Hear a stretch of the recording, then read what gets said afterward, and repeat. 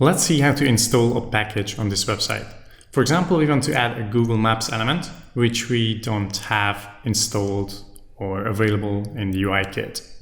So to do that, let's go to boomla.com, go to the Boomla store, and find the Google Maps element or package. You can open the documentation or go to install it. I'm going to install straight ahead.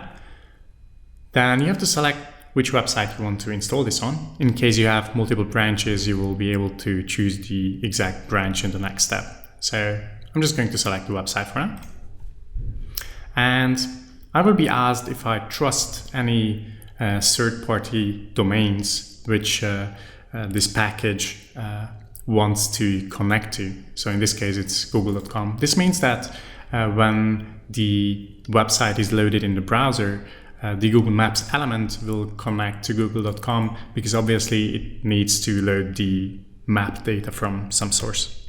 So I'm going to trust this source, and success, it's installed.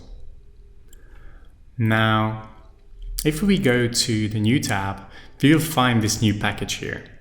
You can see its documentation, which is installed with the package itself.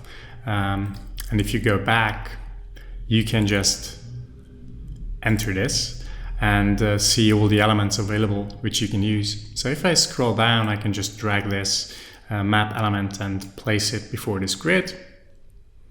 And there you go. We have Google Maps on our site.